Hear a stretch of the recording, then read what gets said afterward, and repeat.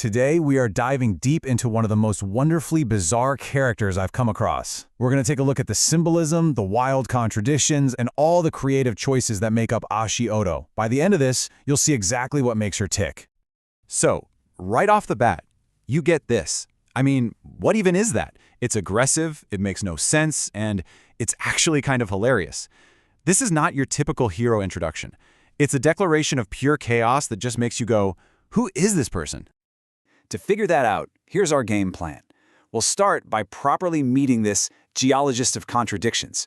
Then, we'll set up a little test for what makes a character really work before we start decoding all the strange symbols that are baked right into her design. From there, we'll put her on trial, see how she stacks up, and finally, uncover what her whole story can teach us about creativity itself. All right, let's start with the puzzle that is Ashi Oto. On the surface, you might think you have her figured out. But, it's in the details where things start getting really weird. Okay, so at first glance, this seems almost grounded, right? Her name, Ashi Oto, literally means footstep. She's just an 18-year-old geologist who wants to enjoy the simple things in life. Now, fighting with a military shovel? A little odd, for sure. But it's that crippling fear of the number 666 that really jumps out. It feels so specific, so random. And believe me, that's just the tip of the iceberg. Because this is the other side of the coin. Her power, called Now or Never, lets her do, well, all of this. She can turn into gravel and asbestos, she weaponizes dandruff, and just when you're processing that, she's suddenly traveling at light speed, throwing universe-destroying punches, and literally recreating the multiverse. We went from a quirky geologist to a cosmic god in 0 to 60. And that brings us to the big question, doesn't it? Is this bizarre mix of the mundane and the godlike a sign of some brilliant, layered character design? Or is it just a chaotic mess of ideas thrown at a wall? To answer that, we need a better framework. So how do you even begin to judge a character this strange? We need some ground rules. Let's use a common set of writing mistakes, those pitfalls that writers often fall into, especially with female characters, and see if she manages to avoid them. So here are the big traps we're going to be looking for. You know the ones. The character who only exists to help out the hero, the passive damsel in distress, the emotionally bulletproof character who never shows an ounce of weakness, the one-note personality, and of course using trauma as a cheap shortcut for depth. This is our checklist. Let's see how she does. But hold on. Before we put her on trial, we have to understand the evidence.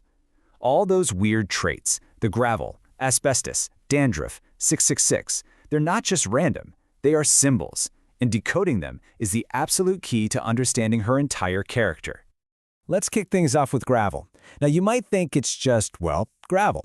But no, there's a much deeper meaning here. There's a proverb in the Bible that says, "Food gained by fraud is sweet to a man, but later his mouth is full of gravel."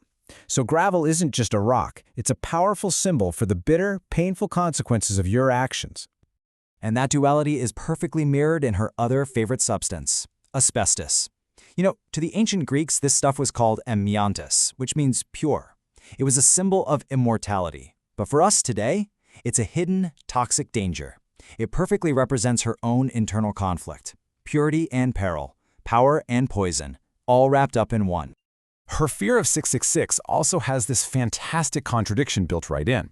In the West, everyone knows it as the number of the beast. But get this, in Chinese numerology, the number 6 sounds like the word for smooth, which makes 666 a really lucky number.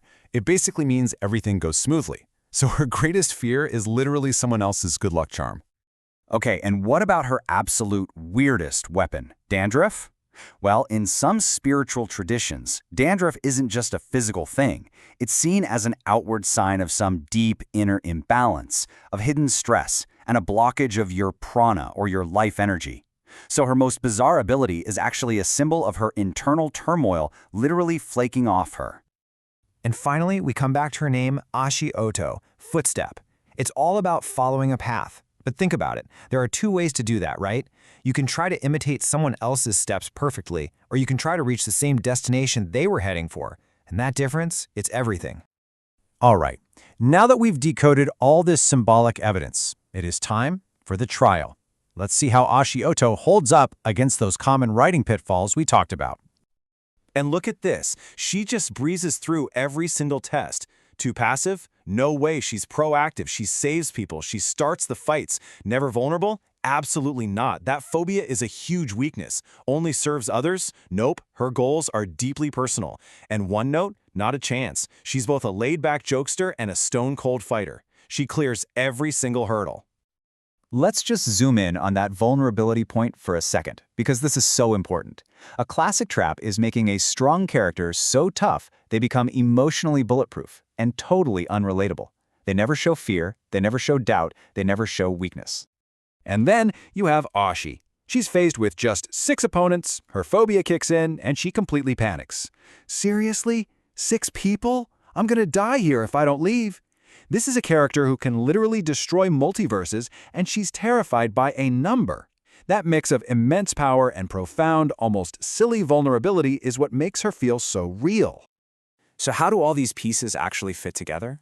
Well, think about that old parable about filling a jar. You have to put the big rocks in first before the gravel and sand, otherwise it'll never fit. For a character, the rocks are the core parts of their personality.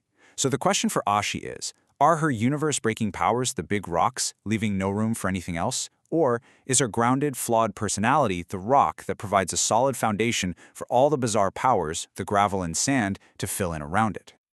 This brings us all the way to our final verdict. What is the ultimate meaning of her journey? What's the meaning of her footsteps? And the verdict is clear.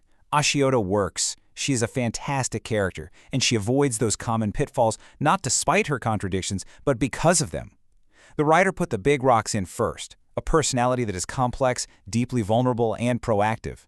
Her absurd, universe-shattering powers are just the gravel and sand that fill in the space around that solid core.